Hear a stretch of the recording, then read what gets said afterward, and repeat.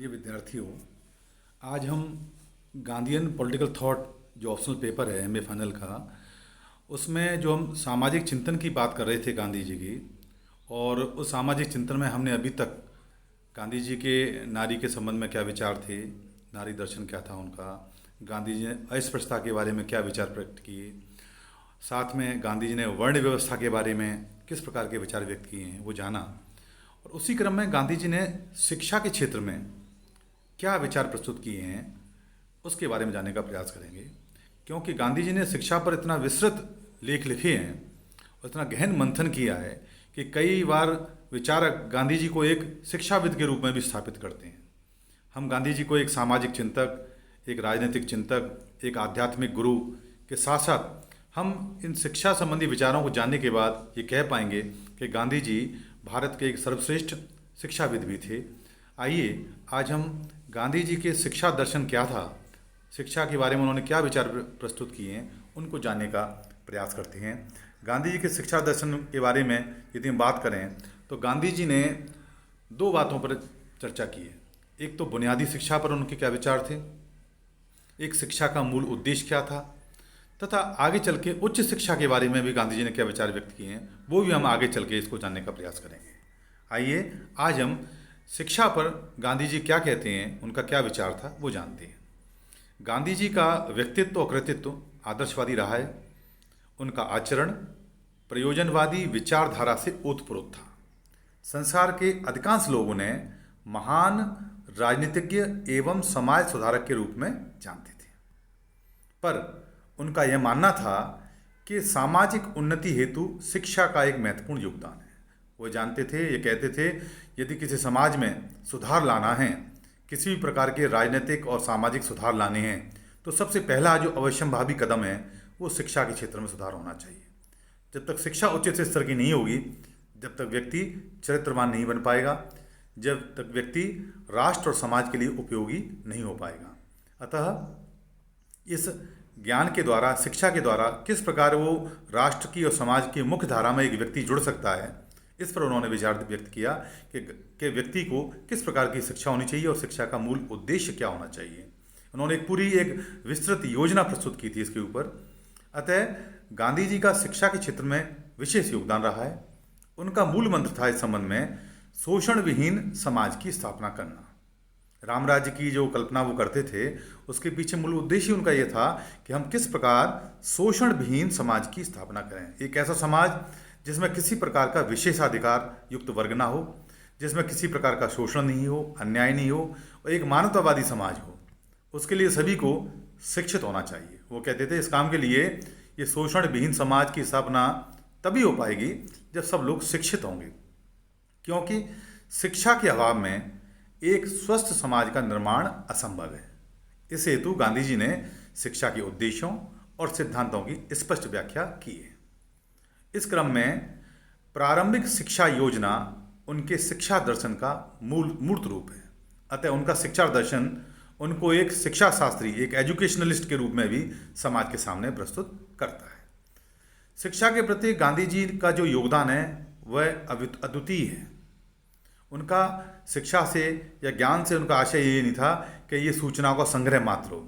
शिक्षा के द्वारा वो व्यक्ति का ओवरऑल डेवलपमेंट चाहते थे कि एक व्यक्ति का पूर्णतः व्यक्तित्व का विकास हो और किस प्रकार वो रोजगारोन्मुखी बने, एक नैतिक शिक्षा भी हो और ज्ञानप्रद भी हो, और राष्ट्र के विकास में, समाज के विकास में उसका एक महत्वपूर्ण योगदान हो। इस प्रकार की शिक्षा होनी चाहिए। उनका मानना था कि बच्चों को 3H की शिक्षा, 3H से उनका आशय था हेड, हैंड और हार्ट, इसकी शिक्षा दी जानी चाहिए। अर्थात उसके बुद्धि का विकास होना चाहिए, उसको हाथों का जीवन का कौशल विकसित होना चाहिए, और हृदय से वो पवित्र और नैतिक और चरित्रवान व्यक्ति बने। तो हेड, हैंड और हार्ट, 3H, इसकी उन्होंने कल्पना की थी कि शिक्षा पूर्ण रूप से सफल जब भी मानी जाएगी जब शिक्षा इन 3 उद्देश्यों को पूरा करे, हेड, हैंड और हार्ट। हेड का मतलब मैंने बताया आपको कि उसके विचार उसके पवित्र हों, उच्च स्तर के विचार हों। हैंड मीन्स उसके पास कौशल हो, जीवन कौशल हो। तो तीसरा हार्ट, हार्ट मीन्स वो उसका चरित्र अच्छा हो। शिक्षा उन्हें स्वावलंबी बनाए, जिससे वे देश को मजबूत बनाने में महत्वपूर्ण योगदान दे सकें। आइए अब हम ये जानने का प्रयास करते हैं कि गांधी जी का शिक्षा से वास्तविक आशय था क्या। वो शिक्षा किसको मानते थे, वास्तविक शिक्षा है क्या, व्हाट इज एजुकेशन। तो महात्मा गांधी के अनुसार शिक्षा आदर्श सामाजिक प्रणाली की नींव है। उनकी शिक्षा की धारणा व्यापक है और उनका आधार आध्यात्मिक है। उनके अनुसार सच्ची शिक्षा का अर्थ है व्यक्ति द्वारा उसके परम की पहचान और इस ज्ञान को आचरण में उतारने की प्रेरणा, क्षमता और तत्परता। इस प्रकार शिक्षा उनके अनुसार मनुष्य के मानसिक, शारीरिक और आर्थिक विकास को एक साथ सुनिश्चित करती है।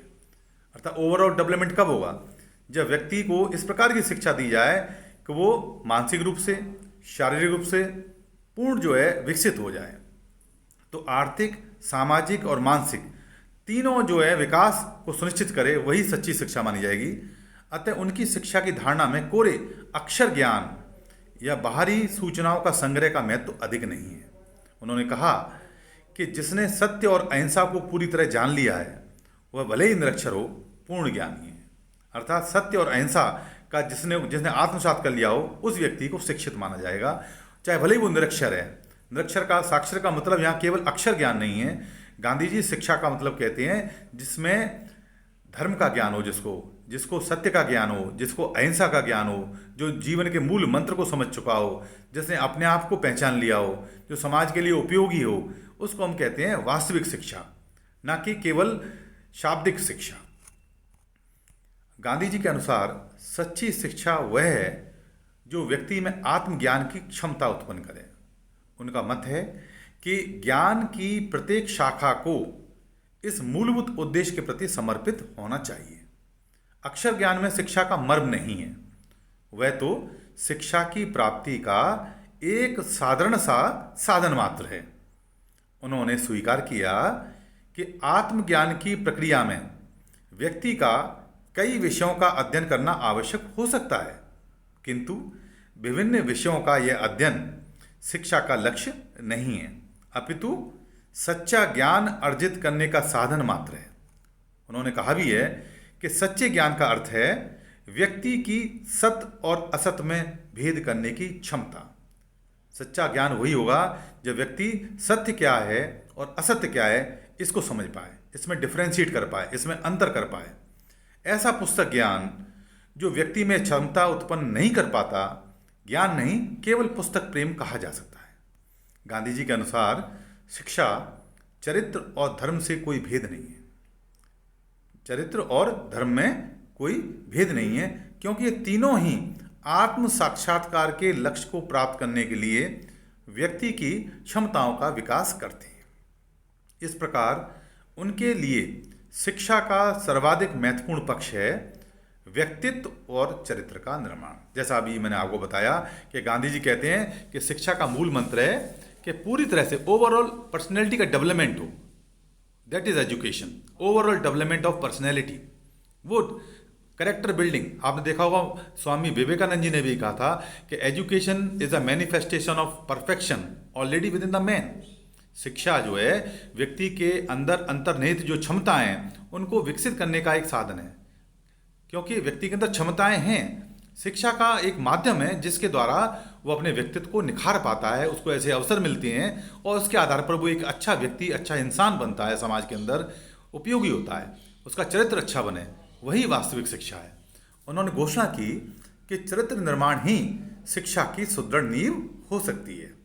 गांधी जी ने शिक्षा की जो पश्चिमी पद्धति है, जो वेस्टर्न सिस्टम है एजुकेशन का, उसकी आलोचना मुख्यतः इसी आधार पर की है कि यह अक्षर ज्ञान और सूचनाओं का संग्रह पर अधिक बल देती है तथा नैतिक और आध्यात्मिक पक्षों की उपेक्षा करती है। आपने देखा होगा गांधी जी ने पाश्चात्य शिक्षा पद्धति और भारतीय शिक्षा पद्धति, इनमें एक अंतर स्पष्ट किया है। जहाँ पाश्चात्य शिक्षा पद्धति है, उस शिक्षा पद्धति में हमें ऐसा लगता है कि वो केवल एक सूचनाओं का एक संग्रह मात्र है, कलेक्शन ऑफ इंफॉर्मेशन है, फैक्ट्स हैं। जबकि भारतीय शिक्षा पद्धति है वो नैतिकता और आध्यात्मिक पक्षों को लेकर चलती है, क्योंकि उसका आधार ही है कि वो व्यक्ति के कैरेक्टर बिल्डिंग पर जोर देती है, चरित्र निर्माण पर जोर देती है, उसको नैतिक बनाने का प्रयास करती है, उसके लिए ऐसे अवसर उत्पन्न करती है जिससे कि उसका ओवरऑल पर्सनैलिटी का डेवलपमेंट हो पाए, उसका मानसिक, शारीरिक और आर्थिक विकास हो सके। भारतीय शिक्षा पद्धति जीवन कौशल पर भी बल देती है, लेकिन उसके साथ साथ वो चरित्र निर्माण पर, नैतिकता पर, आध्यात्मिकता पर भी बल देती है। वही वास्तविक शिक्षा है। तो इस आधार पर उन्होंने पाश्चात्य शिक्षा पद्धति का विरोध भी किया है।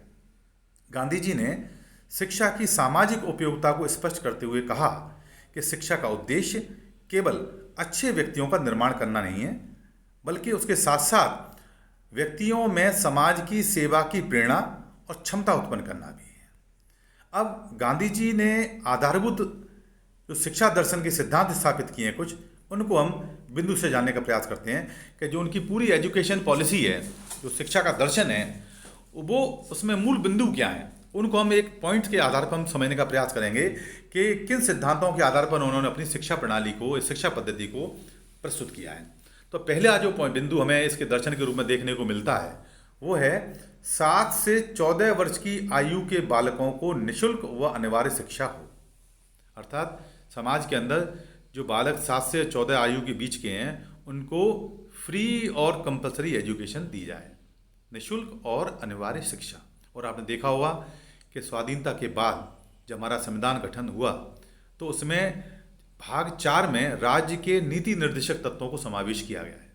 और नीति निर्देशक तत्वों को यदि आप गहनता से अध्ययन करोगे तो उसमें एक पोर्शन गांधीयन दर्शन के ऊपर स्थापित किया है। गांधी की पूरे दर्शन में किन किन बिंदुओं पर जोर दिया है, चाहे वो मद्य निषेध हो, चाहे वो शिक्षा प्रणाली हो, चाहे वो प्राकृतिक पर्यावरण की रक्षा हो, चाहे वो गौवंश की रक्षा की बात हो, चाहे पंचायती राज और डेमोक्रेटिक डिसेंट्रलाइजेशन, प्रजातांत्रिक विकेंद्रण के आधार पर जो पंचायतों के गठन की बात हो, इस प्रकार की सारी जो बातें, चाहे राजनीतिक क्षेत्र की बात हो, चाहे वो सामाजिक क्षेत्र की बात हो, चाहे वो आर्थिक क्षेत्र की बात हो, इन सारी चीज़ों पर उन्होंने जो बल दिया है उसको कहीं ना कहीं राज्य के नीति निर्देशक तत्वों में समावेश करने का हमारे संविधानवेत्ताओं ने प्रयास किया था। और उसी क्रम में पहला बिंदु जो आपको मैंने बताया है, जो गांधी के शिक्षा दर्शन के मूल सिद्धांत और दर्शन का आधार है, पहला है 7 से 14 वर्ष की आयु के बालकों को निःशुल्क और अनिवार्य शिक्षा प्रदान हो। और ये हमारे राज्य के नीति निर्देशक तत्वों में कहीं ना कहीं दिया हुआ है। दूसरा है शिक्षा का माध्यम मातृभाषा हो, मातृभाषा में शिक्षा दी जाए प्रारंभ काल में। आप देखिए अभी नई जो एजुकेशन पॉलिसी आई है उसमें भी मातृभाषा पर विशेष बल दिया गया है। क्यों? ये एक आवश्यक पार्ट बन गया है कि जो प्राइमरी एजुकेशन है उसमें मातृभाषा में वो शिक्षा दी जाए। तो ये कहीं ना कहीं गांधीयन दर्शन का ही इम्पैक्ट देखने को मिल रहा है। तीसरा है साक्षरता को शिक्षा नहीं कहा जा सकता। शिक्षा और साक्षरता अर्थात साक्षर होना और शिक्षित होना, इनमें काफ़ी अंतर है। गांधी कहते हैं साक्षर का मतलब है अक्षर ज्ञान, आप केवल अक्षरों को पढ़ सकते हो, उनको आत्मसात करने की क्षमता, वो होती है शिक्षा। शिक्षा का मतलब व्यक्ति शिक्षित हो अर्थात वो सुसंस्कृत हो, अर्थात उसके अंदर नैतिक चरित्र का, नैतिकता का और उसका चरित्र उन्नत हो, उसमें आध्यात्मिक भाव विकसित हो, वो एक अच्छा व्यक्ति बने, एक अच्छा ह्यूमन बीइंग बने, वो होती है शिक्षा। और साक्षरता मात्र केवल अक्षर ज्ञान। अच्छा, आप समझ गए कि साक्षरता और शिक्षा में क्या अंतर है। अगला जो बिंदु है वो है शिक्षा बालक के मानवीय गुणों का विकास करना है। शिक्षा का उद्देश्य क्या है कि बालक में ह्यूमन वैल्यूज विकसित करना, मानवीय जो गुण हैं वो विकसित करना। शिक्षा ऐसी हो जिससे बालक के शरीर, हृदय और मन तथा आत्मा का सामंजस्यपूर्ण विकास हो। पूर्व में मैंने आपको बताया ना कि शिक्षा का उद्देश्य है ओवरऑल पर्सनैलिटी डेवलपमेंट, सार्वभौमिक व्यक्तित्व का विकास, पूरा व्यक्तित्व का विकास। ये पूरा व्यक्तित्व का विकास कब होगा? जब बालक के शरीर, हृदय और मन और आत्मा, इन सभी चीज़ों में सामंजस्य हो। वो सामंजस्य तभी होगा जब वो उसको एक अच्छी शिक्षा दी जाएगी जो उसको मानसिक स्तर पर, उसको आध्यात्मिक स्तर पर, उसको सामाजिक स्तर पर और साथ में उसको आर्थिक स्तर पर भी उन्नत करे। अगला बिंदु है सभी विषयों की शिक्षा स्थानीय उत्पादन उद्योगों के माध्यम से दी जाए। ये जो स्थानीय नीड है, जो स्थानीय जो आवश्यकताएं, स्थानीय स्रोत हैं, उनको विकसित करते हुए इकोनॉमी को कैसे मजबूत किया जाए, किस प्रकार आर्थिक व्यवस्था मजबूत की जाए, किस प्रकार स्वावलंबी बनाया जाए व्यक्ति को, समाज को, उसको ध्यान में रखते हुए गांधी जी ने ये विषय डाला है कि सभी विषयों की शिक्षा स्थानीय उत्पादन उद्योगों के माध्यम से दी जाए, जिससे कि लोग स्वावलंबी बन पाएं और औद्योगिक उन्नति भी हो और समाज का और व्यक्ति का आर्थिक उन्नयन भी हो। शिक्षा ऐसी हो जो नव युवकों को बेरोजगारी से मुक्त कर सके, अनएम्प्लॉयमेंट दूर कर सके। जब जब कुटीर उद्योग धंधे विकसित होंगे, जब छोटे उद्योग विकसित होंगे, लघु उद्योग विकसित होंगे, तो निश्चित तौर पर नवयुवकों के अंदर जो बेरोजगारी आ रही है वो मुक्त हो सकती है। आज भारत में आप जानते हो सबसे बड़ी समस्या युवाओं के सामने रोजगार की है। इस समस्या का समाधान यदि हम गांधी के शिक्षा दर्शन की ओर हम ध्यान दें तो शायद उसका निदान हमें मिल सकता है, क्योंकि यदि हम स्थानीय आवश्यकताओं को देखते हुए, स्थानीय संसाधनों को देखते हुए यदि हम इस प्रकार की शिक्षा दें, इस प्रकार का कौशल विकसित करें विद्यार्थियों के अंदर, जिससे कि वो अपने लिए रोजगार उत्पन्न कर सकें, स्वयं वो लोगों को, दूसरों को रोजगार दे भी सकें, स्वयं भी रोजगार उत्पन्न कर सकें अपने लिए और दूसरों को भी रोजगार दे सकें, तो निश्चित तौर पर इस बड़ी जो जनसंख्या वाला देश भारत है ये बेरोजगारी से मुक्त हो सकता है। गांधी जी ने इस मुख्य बिंदु पर प्रहार किया था।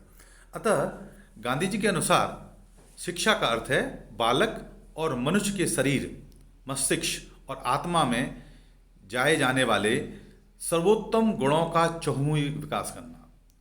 मनुष्य के शरीर, मस्तिष्क और आत्मा में पाए जाने वाले सर्वोत्तम गुणों का ओवरऑल डेवलपमेंट करना, यही शिक्षा है। अतः बालक के सर्वांगीण विकास हेतु उनके शारीरिक, मानसिक और बौद्धिक एवं आध्यात्मिक गुणों का विकास करना ही शिक्षा का मूल उद्देश्य गांधी जी ने स्थापित किया था। अब हम शिक्षा दर्शन के क्या उद्देश्य रहे हैं गांधी जी के दिमाग में, उनके दर्शन में, उनके चिंतन इस पटल पर, उसको हम जानने की बात करते हैं। तो गांधी जी ने शिक्षा को मूलतः दो भागों में विभाजित किया है। पहला भाग है शिक्षा का तात्कालिक उद्देश्य और दूसरा है शिक्षा का सर्वोच्च उद्देश्य। शिक्षा के तात्कालिक उद्देश्य वे हैं जिनको नियमित शिक्षा के माध्यम से शीघ्र प्राप्त किया जा सकता है, जो इस प्रकार है। हम समझते हैं कि शीघ्र किस प्रकार प्राप्त किया जा सकता है। पहला तात्कालिक उद्देश्य शिक्षा का क्या हो सकता है? पहला उद्देश्य है जीविकोपार्जन का उद्देश्य।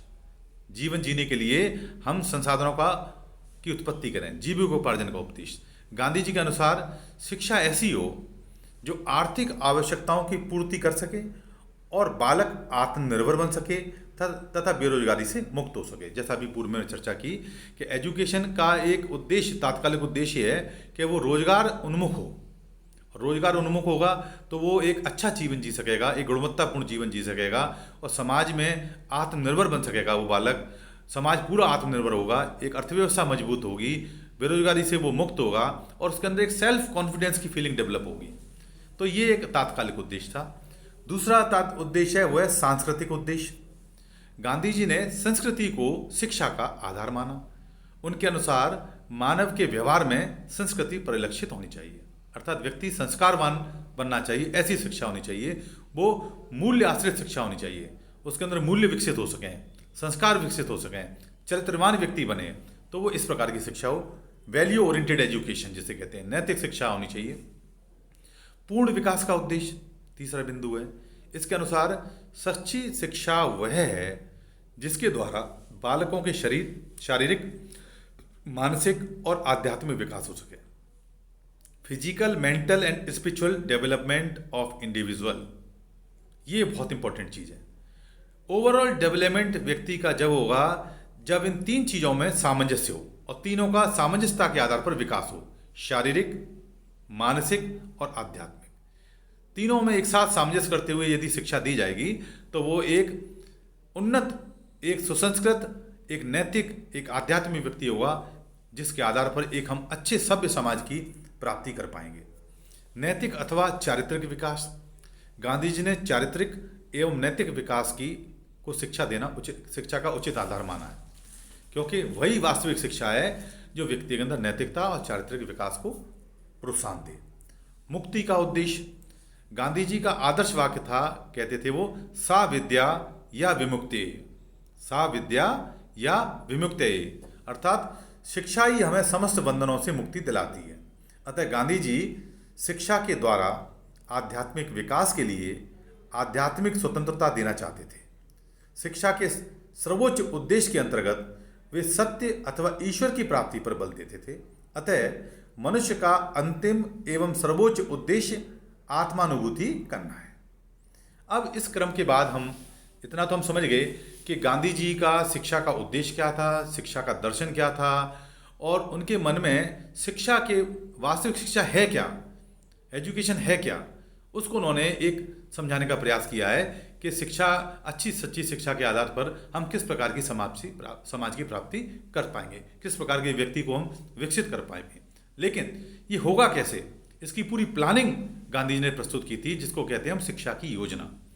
तो अब हम गांधी जी द्वारा इस प्रकार की शिक्षा को समाज में क्रियान्वयन के लिए एक योजना प्रस्तुत की थी, उस पर हम थोड़ा सा प्रकाश डालते हैं। गांधी जी ने शिक्षा की ऐसी प्रणाली पर बल दिया जो विद्यार्थियों को आत्मनिर्भरता के महत्व के प्रति सचेत भी बना सके और आत्मनिर्भरता प्राप्त करने के लिए उनमें आवश्यक सामर्थ्य भी उत्पन्न करे। उन्होंने शिक्षा के माध्यम से बालकों में स्वतंत्र, समीक्षात्मक और रचनात्मक दृष्टिकोण उत्पन्न करने की आवश्यकता प्रतिपादित की। गांधी जी ने कहा कि शिक्षा की जो योजना प्रस्तावित की है, गांधी जी ने शिक्षा की जो योजना प्रस्तावित की है उसको हम दो श्रेणियों में चिन्हित किया जा सकता है। पहला है बुनियादी शिक्षा और दूसरा है उच्च शिक्षा। अब गांधी जी ने दोनों शिक्षा पद्धति को उन्होंने दो योजनाओं में विभाजित कर दिया। बुनियादी शिक्षा, जिसको वो नई तालीम भी कहते थे, बुनियादी शिक्षा को या बेसिक एजुकेशन जिसे कहते हैं, उसको उन्होंने नाम दिया था नई तालीम, और एक उच्च शिक्षा। इन दो श्रेणियों पर उन्होंने विस्तार से अपनी चर्चा की है। अब हम गांधी जी की जो बेसिक एजुकेशन या बुनियादी शिक्षा या नई तालीम क्या थी, इसको हम आज समझने का प्रयास करते हैं। एक विचारक रहे हैं आशीर्वाद लिंगम, उन्होंने कहा भी है गांधी के बारे में कि बुनियादी शिक्षा हमारे राष्ट्रपिता का अंतिम और संभवतः महानतम उपहार है इस समाज के लिए। उन्होंने बेसिक एजुकेशन या बुनियादी शिक्षा जो दी, उसको हम वर्धा शिक्षा योजना 1937 के नाम से भी जानते हैं। आइए हम जानते हैं कि इस योजना को कैसे विकसित किया गया। सन 1937 में गांधी जी ने वर्धा में हो रहे अखिल भारतीय राष्ट्रीय शिक्षा सम्मेलन, जिसको कि आगे चल के वर्धा शिक्षा सम्मेलन भी कहा गया था, उसमें अपनी बेसिक शिक्षा की नई योजना प्रस्तुत की, जिसको उन्होंने नई तालीम नाम दिया था, जो कि मैट्रिक स्तर तक अंग्रेजी रहित तथा उद्योगों पर आधारित थी। जामिया मिलिया के तत्कालीन प्रिंसिपल डॉक्टर जाकिर हुसैन की अध्यक्षता में जाकिर हुसैन समिति का निर्माण किया गया तथा गांधी जी के शिक्षा संबंधी सुझावों तथा सम्मेलनों द्वारा पारित किए गए प्रस्तावों के आधार पर नई तालीम, जिसको कहा जाता है बुनियादी शिक्षा की योजना तैयार की गई। आप समझ गए होंगे कि इन विभिन्न अधिवेशनों के द्वारा और समितियों की रिपोर्ट्स के आधार पर गांधी जी के विचारों को समाहित किया गया और उसके बाद नई तालीम की योजना तैयार हुई। ये 1937 की बात थी। 1938 में हरिपुर के अधिवेशन में इस रिपोर्ट को स्वीकृति मिली, जो कि वर्धा शिक्षा योजना के नाम से प्रसिद्ध हुई और यही बुनियादी शिक्षा का आधार माना गया। बुनियादी शिक्षा में गांधी जी ने प्राथमिक और माध्यमिक दोनों स्तरों की शिक्षा को सम्मिलित किया, प्राइमरी और मिडिल। गांधी जी ने स्पष्ट किया कि बुनियादी शिक्षा पद्धति और पाठ्यक्रम को इस रूप में निर्धारित और संचालित किया जाएगा जिससे शिक्षा विद्यार्थियों के हृदय, बुद्धि और शरीर तीनों में के सम्मिलित विकास का माध्यम बने। उन्होंने कहा कि मनुष्य न केवल बुद्धि है, न केवल शरीर है, न केवल हृदय और आत्मा है, तीनों के समान विकास से ही मनुष्य का मनुष्यत्व सिद्ध होगा। इसी में शिक्षा ज्ञान है। गांधी जी शिक्षा प्रणाली को भारत की आवश्यकताओं के अनुरूप संगठित करना आवश्यक मानते थे। उन्होंने प्राथमिक और माध्यमिक शिक्षा को ग्रामोन्मुख बनाए जाने का सुझाव भी दिया।